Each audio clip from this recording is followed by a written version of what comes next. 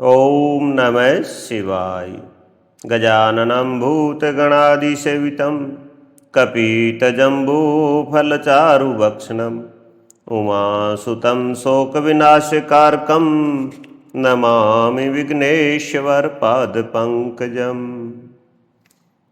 ओम नमः शिवाय। शिव पुराण। ओम नमः शिवाय। 40वां अध्याय। ब्रह्मा जी का कैलाश पर शिव जी से मिलना। नारद जी ने कहा, हे महाभाग्य, हे विधाता, हे महाप्राण, आप शिव तत्व का ज्ञान रखते हैं। आपने मुझ पर बड़ी कृपा की जो इस अमृतमयी कथा का श्रवण मुझे कराया। मैं आपका बहुत बहुत धन्यवाद करता हूँ। हे प्रभु, अब मुझे यह बताइए कि जब वीरभद्र ने दक्ष के यज्ञ का विनाश कर दिया और उनका वध करके कैलाश पर्वत को चले गए, तब क्या हुआ?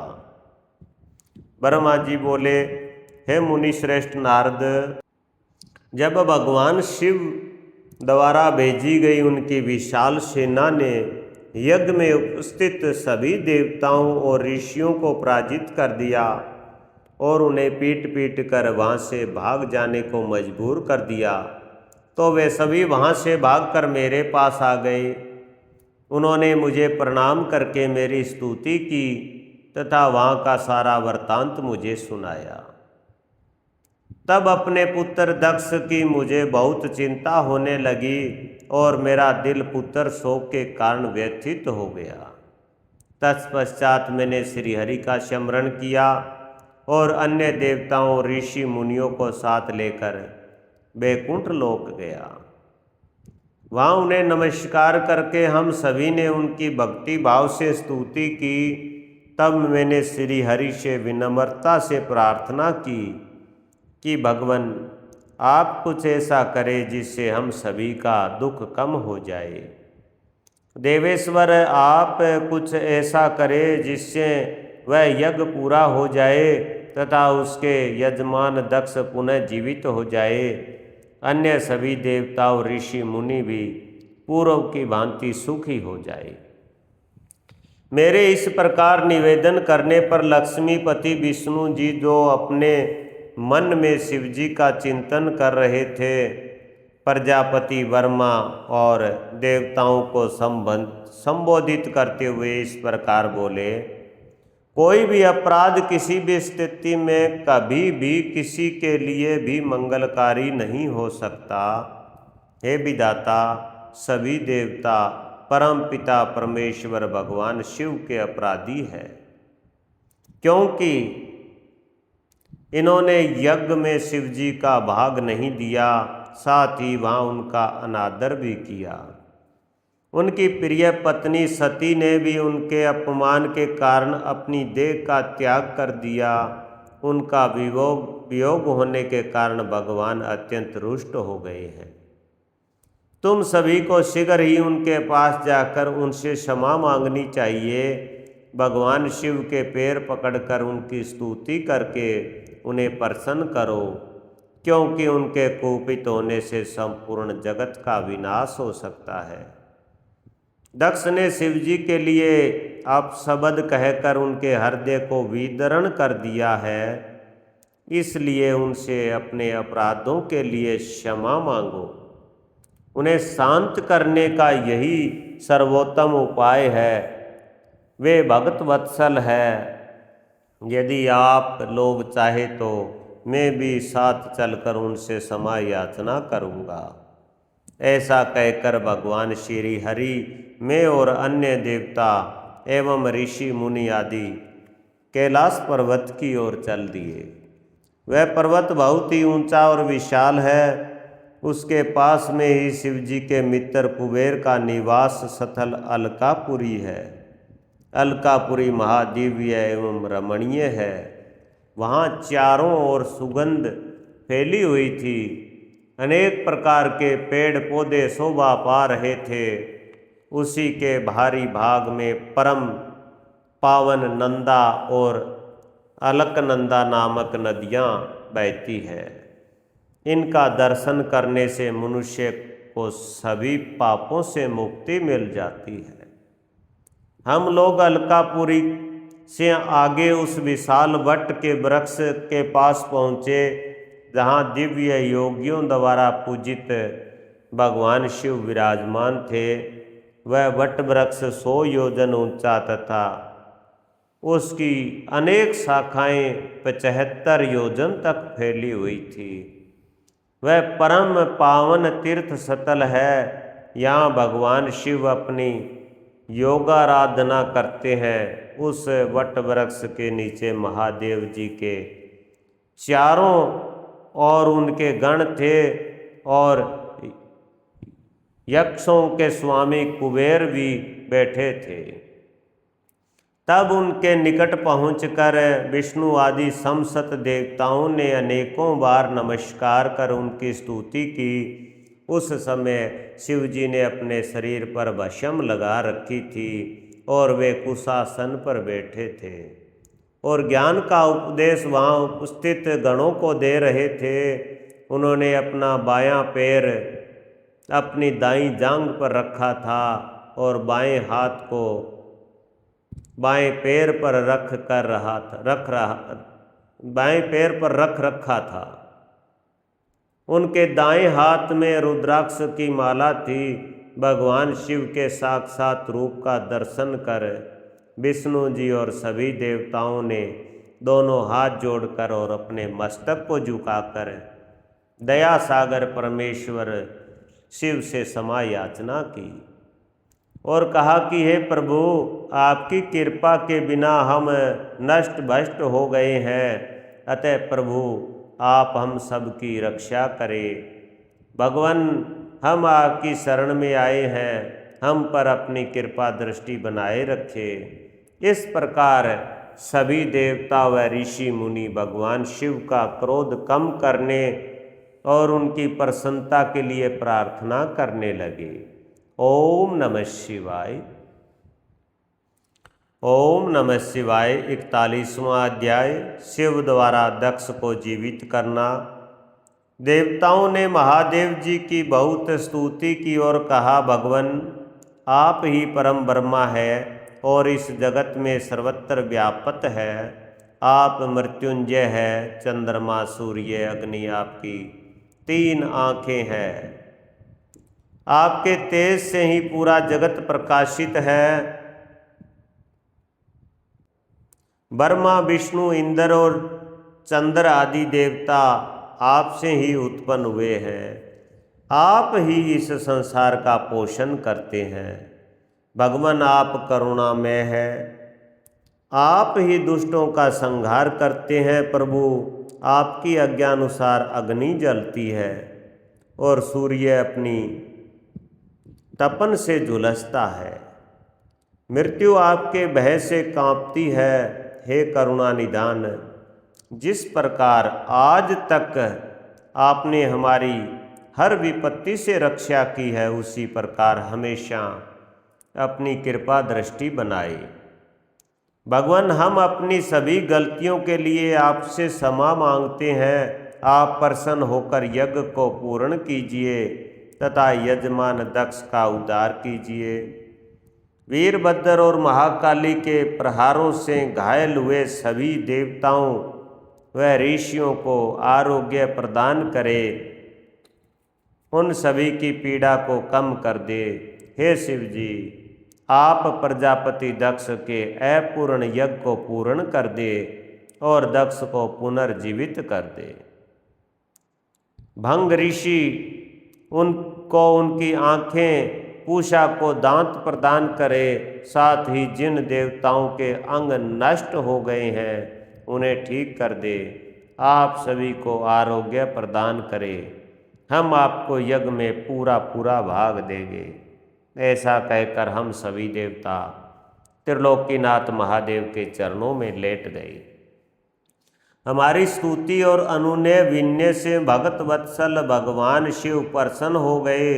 शिव जी बोले, हे ब्रह्मा, श्री हरि विष्णु, आपकी बातों को मैं हमेशा मानता हूँ, इसलिए आपकी प्रार्थना को मैं नहीं टाल सकता। परंतु मैं यह बताना चाहता हूँ कि दक्ष के यज्ञ का विध्वंस मैंने नहीं किया है।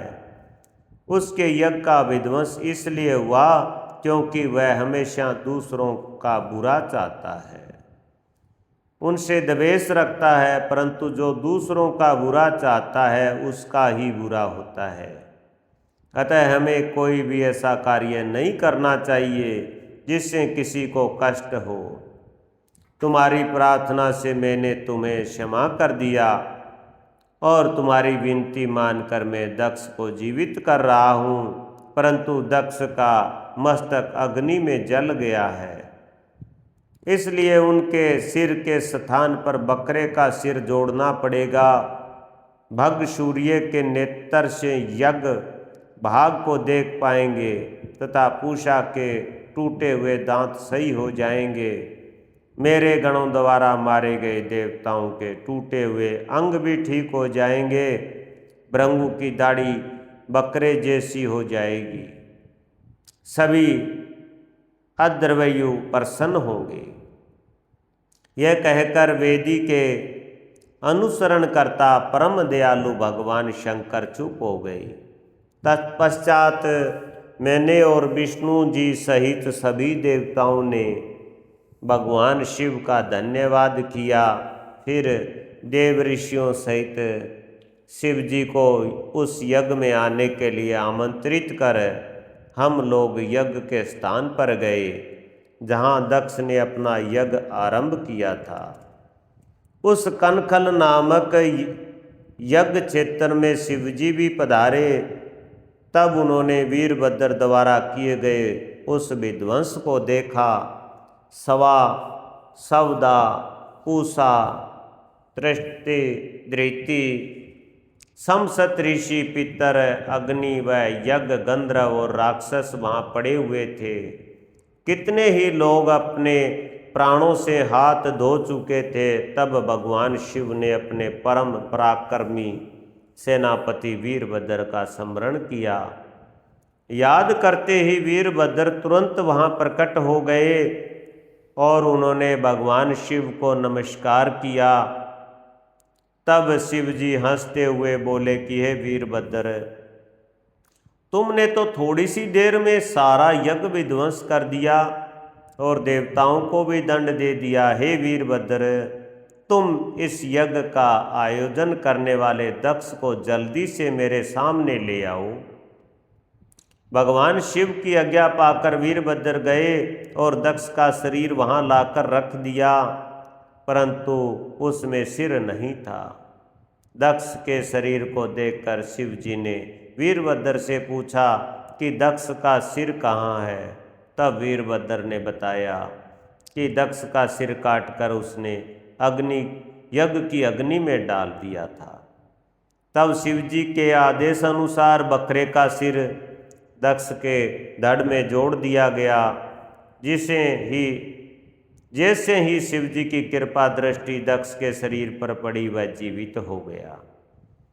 दक्ष के शरीर में प्राण आ गए और वह इस प्रकार उठ बैठा जैसे गहरी नींद से उठा हो।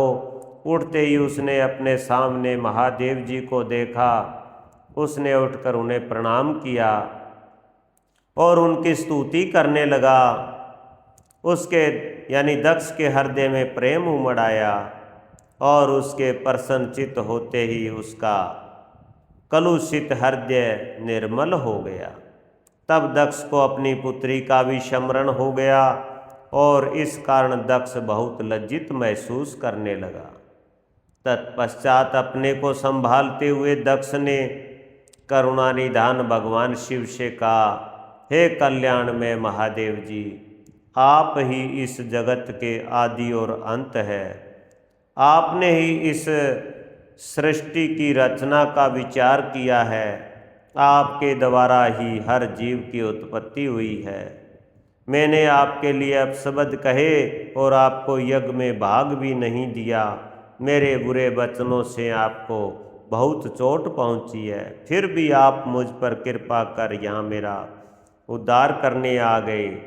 भगवान आप ऐश्वर्य से संपन्न है, आप ही परमपिता परमेश्वर है। प्रभु आप मुझ पर एवं यहाँ उपस्थित सभी जनों पर प्रसन्न होइए और हमारी पूजा अर्चना को स्वीकार कीजिए। ब्रह्मा जी बोले, नारद इस प्रकार भगवान शिव की स्तुति करने के बाद दक्ष चुप हो गए। तब श्री हरि विष्णु ने भगवान शिव की बहुत स्तुति की। तत्पश्चात मैंने भी महादेव जी की बहुत स्तुति की। भगवान, आपने मेरे पुत्र दक्ष पर अपनी कृपा दृष्टि की और उसका उद्धार किया। देवेश्वर, आप प्रसन्न होकर सभी शापों से हमें मुक्ति प्रदान करें। महामुने इस प्रकार महादेव जी की स्तुति करके मैं दोनों हाथ जोड़कर और सिर झुकाकर खड़ा हो गया। हम सभी देवगण की स्तुति सुनकर भगवान शिव प्रसन्न हो गए और उनका मुख खिल उठा। तब वहाँ उपस्थित इंद्र सहित अनेक सिद्धों, ऋषियों और प्रजापतियों ने भी भक्त वत्सल करुणा निधान भगवान शिव की अनेकों बार स्तुति की। यज्ञशाला में उपस्थित अनेक उपदेवों, नागों तथा ब्राह्मणों ने भगवान शिव को प्रणाम किया और उनका प्रसन्न मन से स्तवन किया। इस प्रकार सभी देवों के मुख से अपना स्तवन सुनकर भगवान शिव को बहुत संतोष प्राप्त हुआ। ओम नमः शिवाय। ओम नमः शिवाय। 42वां अध्याय, दक्ष का यज्ञ को पूर्ण करना। ब्रह्मा जी कहते हैं, नारद मुनि, इस प्रकार श्री हरि मेरे देवताओं और ऋषि मुनियों की स्तुति से भगवान शंकर बहुत प्रसन्न हुए। वे हम सबको कृपा दृष्टि से देखते हुए बोले, प्रजापति दक्ष, मैं तुम सभी पर प्रसन्न हूँ। मेरा अस्तित्व सबसे अलग है। मैं स्वतंत्र ईश्वर हूँ, फिर भी मैं सदैव अपने भक्तों के अधीन ही रहता हूँ। 4 प्रकार के पुण्य आत्मा मनुष्य ही मेरा भजन करते हैं। उनमें पहला आर्त, दूसरा जिज्ञासु, तीसरा अर्थार्थी और चौथा ज्ञानी है। परंतु ज्ञानी को ही मेरा खास सानिध्य प्राप्त होता है, उसे मेरा ही स्वरूप माना जाता है। वेदों को जानने वाले परम ज्ञानी ही मेरे स्वरूप को जानकर मुझे समझ सकते हैं।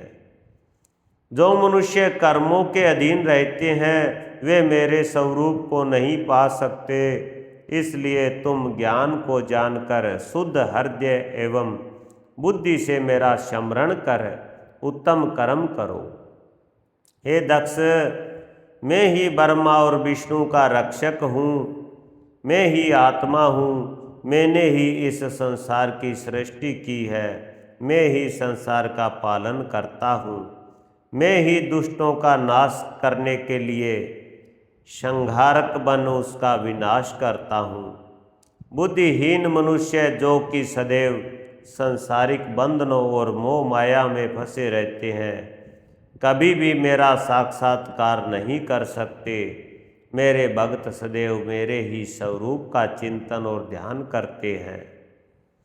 हम तीनों अर्थात ब्रह्मा, विष्णु और रुद्रदेव एक ही हैं। जो मनुष्य हमें अलग न मानकर हमारा एक ही स्वरूप मानता है, उसे सुख, शांति और समृद्धि की प्राप्ति होती है। परंतु जो अज्ञानी मनुष्य हम तीनों को अलग अलग मानकर हम में भेदभाव करते हैं, वे नरक के भागी होते हैं।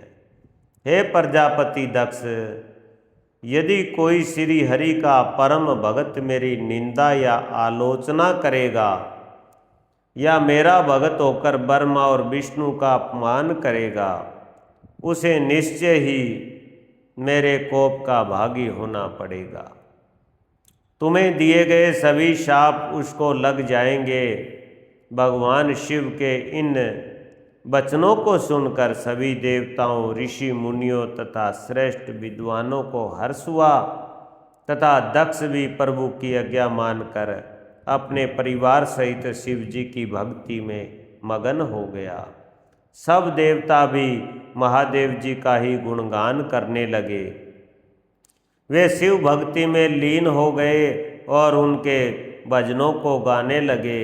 इस प्रकार जिसने जिस प्रकार से भगवान शिव की स्तुति और आराधना की, भगवान शिव ने प्रसन्नतापूर्वक उसे ऐसा ही वरदान प्रदान किया। तत्पश्चात भगत वत्सल भगवान शंकर जी से आज्ञा लेकर प्रजापति दक्ष ने अपना यज्ञ पुनः आरंभ किया। उस यज्ञ में उन्होंने सर्वप्रथम शिव जी का भाग दिया। सब देवताओं को भी उचित भाग दिया गया। यज्ञ में उपस्थित सभी ब्राह्मणों को दक्ष ने सामर्थ्य अनुसार दान दिया। महादेव जी का गुणगान करते हुए दक्ष ने यज्ञ के सभी कर्मों को भक्तिपूर्वक संपन्न किया। इस प्रकार सभी देवताओं, मुनियों और ऋषि तविज्ञों के सहयोग से दक्ष का यज्ञ सानंद संपन्न हुआ। तत्पश्चात सभी देवताओं और ऋषि मुनियों ने महादेव जी का यश गान किया और अपने अपने निवास की ओर चले गए। वहाँ उपस्थित अन्य लोगों ने भी शिव जी से आज्ञा मांगकर वहाँ से प्रस्थान किया।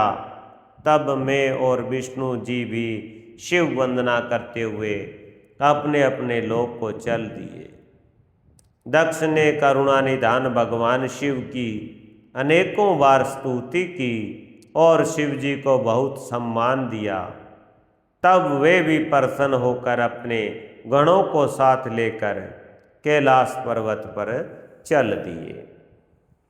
कैलाश पर्वत पर पहुंचकर शिव जी को अपनी प्रिय पत्नी देवी सती की याद आने लगी। महादेव जी ने वहाँ उपस्थित गणों से उनके बारे में अनेक बातें की। वे उनको याद करके व्याकुल हो गए। हे नारद, मैंने तुम्हें सती के परम अद्भुत और दिव्य चरित्र का वर्णन सुनाया। यह कथा भोग और मोक्ष प्रदान करने वाली है। यह उत्तम वृत्तांत सभी कामनाओं को अवश्य पूरा करता है। इस प्रकार इस चरित्र को पढ़ने व सुनने वाला ज्ञानी मनुष्य पापों से मुक्त हो जाता है। उसे यश, स्वर्ग और आयु की प्राप्ति होती है। जो मनुष्य भक्ति भाव से इस कथा को पढ़ता है, उसे अपने सभी सत्कर्मों के फल की प्राप्ति होती है। ओम नमः शिवाय। श्री रुद्र संहिता सती खंड संपूर्ण। ओम नमः शिवाय।